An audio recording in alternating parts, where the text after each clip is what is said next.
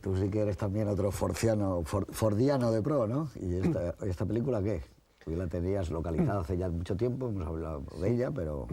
Sí, como ha dicho Miguel, la verdad es que es una película que se ve muy poco, se ha visto muy poco. Yo lo he visto siempre en televisión y en el ciclo de Ford, si no recuerdo mal, en la Filmoteca, la vi por primera vez en la pantalla. Y a mí me parece una película prodigiosa, una de mis películas favoritas de Ford. Lo que pasa es que yo, como soy un Ford-maníaco y un Ford-adicto, pues en este caso no tiene mérito porque la amplitud del espectro de John Ford permite amar muchísimas películas, porque dentro de unas constantes dentro del cine de Ford, la verdad es que todas las películas son diferentes. En esta película lo que a mí más me gusta es algo que decía Orson Welles de John Ford, y es que era un poeta y un comediante. Y yo creo que la poesía y la comedia está presente en esta película. Esta película que puede verse también un poco como el haz del envés de El hombre tranquilo, tanto en el primer episodio como en el segundo, y el haz y el envés de La carreta de las estrellas y del delator, que son las películas sobre las insurrecciones irlandesas, esas revueltas de los irlandeses que dice una de las parejas inglesas que atraviesan la película en el segundo episodio.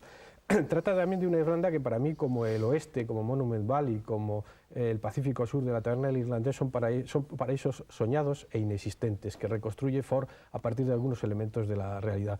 Porque yo creo que Ford era una persona muy introvertida, muy solitario, pese a que tuviera un grupo de amigos, la John Ford Stock Company, era un solitario, un soñador, un rebelde siempre y una persona profundamente sentimental.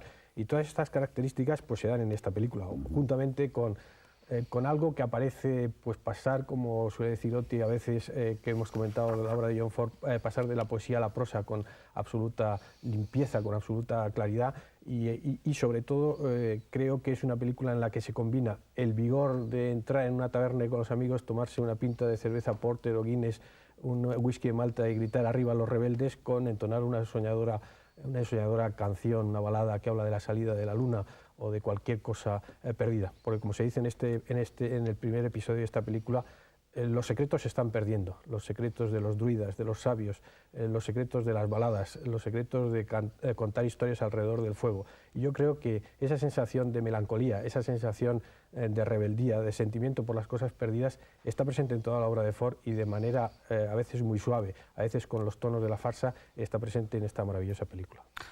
Pues ya lo han oído ustedes, estamos todos encantados de seguir con John Ford, pero evidentemente es cierto, y sobre todo si te gusta el cine, además de ser un fanático, un cinéfilo también como profesional, o has intentado hacerlo alguna que otra vez, te das cuenta que llegar a Ford es imposible, porque él tiene el secreto donde pone la cámara a aquellos cines. Ustedes van a ver en esta película como una simple tetera que baja hacia una chimenea es un plano inolvidable y que siempre lo tendremos presente cuando veamos una chimenea o una tetera. Como una mujer lleva la cesta con la comida al marido en una noche, y al sargento, ya verán ustedes en otro episodio. Son cosas tremendas. Lo de John Ford es algo increíble, de la misma manera que yo siempre digo que jamás nadie ha hablado mejor en una tumba a un ser querido, o que nadie ha hecho un desfile como los hace John Ford, o un baile, o tomar un vaso de ponche o servirlo. Bueno, tantas y tantas cosas. Yo creo que en esta película está prácticamente todo el universo de John Ford, toda la galaxia Ford está aquí, en cualquiera de los episodios, yo diría en cualquier secuencia y prácticamente en cualquier encuadre. También he solido yo escribir alguna vez que si a Dios le gustara el cine, probablemente lo que le gustaría y lo que estaría viendo de una forma continua en programa doble serían las películas de John Ford. Con todos ustedes, una obra maestra nada pequeña, sino una obra maestra más de John Ford, La salida de la luna.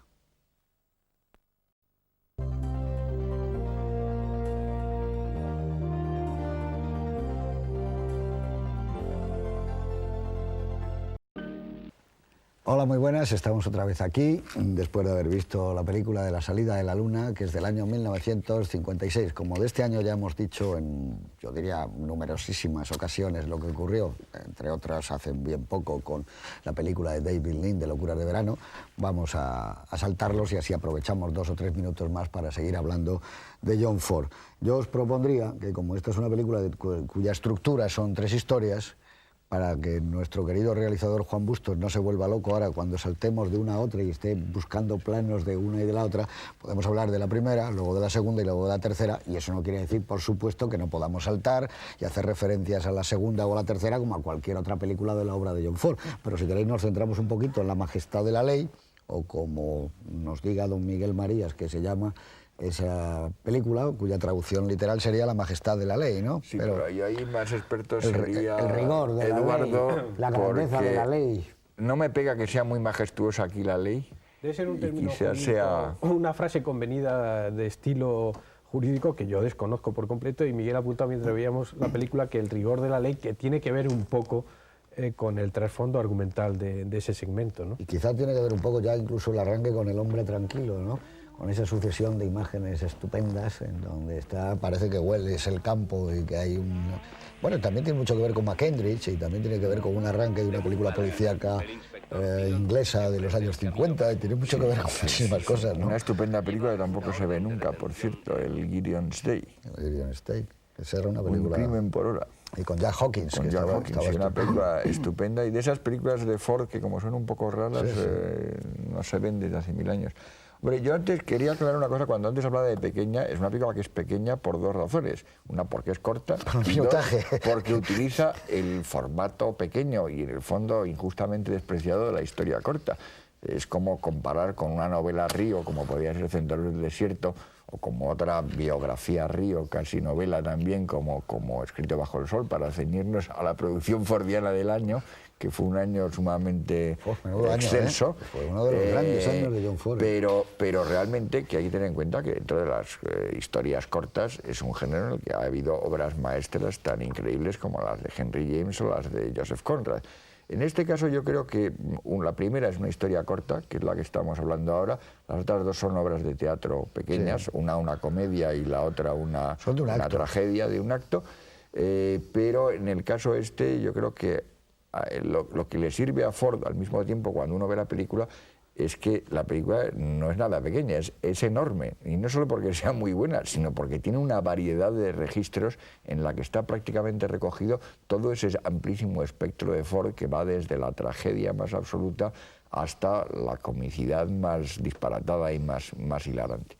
Y en el caso del primer episodio, yo creo que es uno de esos reflejos de lo que sería el paisaje del alma irlandesa, que también le gustaba pintar, y como antes apuntaba Oti, quizá de las veces que más depurado, con unos personajes totalmente típicos, desde Jack McGowan haciendo un papel muy parecido con su cosa un poco de comadreja en el que hacía en el hombre tranquilo, un fabricante además de Poitín, que es ese whisky ilegal lleno de alcohol de no sé cuántos 1000 grados, de esos que fíjate cuando lo tira a la chimenea, que te deja ciego, y que yo debo decir que lo he probado cuando he estado en Irlanda, porque me dio un fabricante de estos ilegales, que sigue haciéndose ilegalmente pese a la Unión Europea, me guió José Luis Guerín a un fabricante de estos y compramos muy ocultamente una botella de Poitín, y la verdad es que está muy bien y no me quedé ciego. O sea que yo creo que hay un elemento, tú decías antes, que es muy mítico, pero lo curioso es que son una mitificación legendaria, pero basada en elementos totalmente reales y que todavía milagrosamente, no sé por cuánto tiempo, persisten.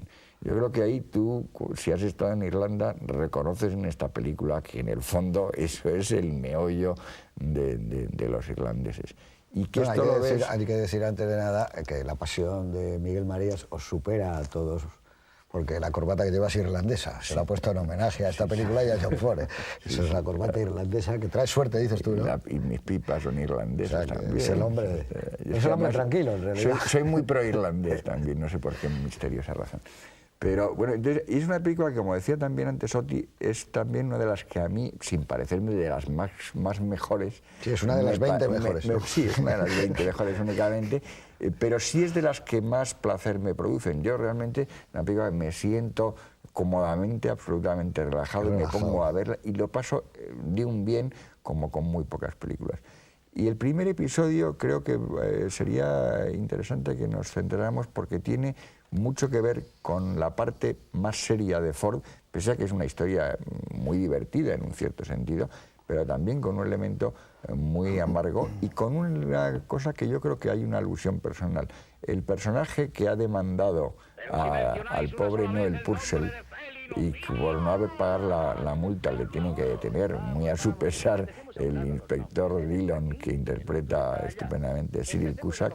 En el cuento no se llama así, pero Ford le ha puesto de nombre Finney, Claro. que casualmente es su apellido de familia.